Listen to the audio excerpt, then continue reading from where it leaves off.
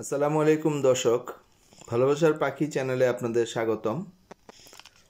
আজকে আমরা আলোচনা করব শীতে কবুতরের যত্ন বা শীতে কবুতরকে কিভাবে সুস্থ রাখতে হবে সেটা নিয়ে। প্রথমেই বলছি যে কবুতরের শীতের দিনে সাধারণত ঠান্ডা লাগে, সবচেয়ে বড় শত্রু ঠান্ডা।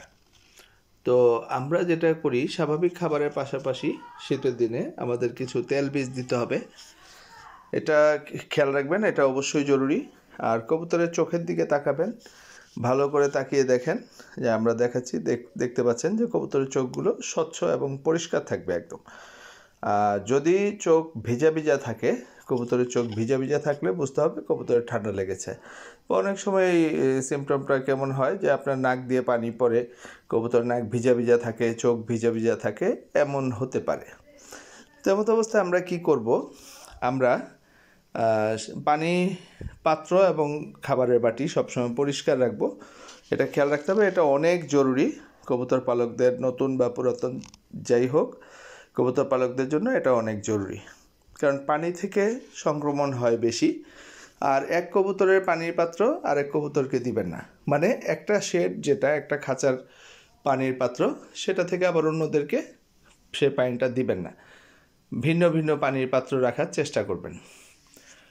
আর আমরা যেটা করব সেটা হলো যে আমরা পানির মধ্যে তেজপাতা, লবঙ্গ, গোলমরিচ, দারচিনি, কালো জিরা, রসুন, আদা অল্প অল্প করে দিয়ে এই পানিটা ফুটাবো।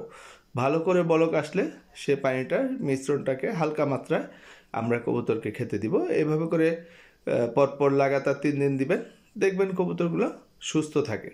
প্রতি সপ্তাহে 3 দিন করে দিয়ে দেখেন, ইনশাআল্লাহ কবুতর অবশ্যই সুস্থ এবং ঝরঝরে থাকবে।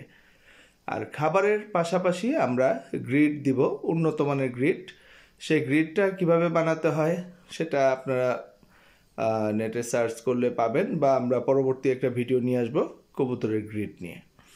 তো দর্শক, সবচেয়ে বড় ব্যাপার হচ্ছে আমরা যারা কবুতর পালি, কবুতর ভালোবাসি, সেই জন্যই কবুতর পালি।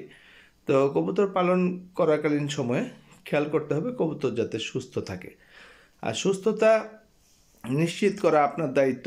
যেহেতু আপনি পোষেন, তারা অসহায় আমাদের কাছে, তা আমরা তাদের সম্পূর্ণ দিক খেয়াল রাখতে হবে। দর্শক, আমাদের ভিডিওটা যদি আপনাদের ভালো লেগে থাকে অবশ্যই সাবস্ক্রাইব করতে ভুলবেন না, লাইক এবং শেয়ার করবেন যাতে অন্যদের উপকারে আসে। তো দর্শক, আপনারা সবসময় খেয়াল করবেন, বিশেষ করে খাবার দেওয়ার সময় কবুতরের নাক এবং চোখের দিকে ভালো করে খেয়াল রাখবেন, যাতে আপনি কবুতর সুস্থতা নিশ্চিত হতে পারেন। ধন্যবাদ সবাইকে, ভালো থাকবেন, আল্লাহ হাফেজ।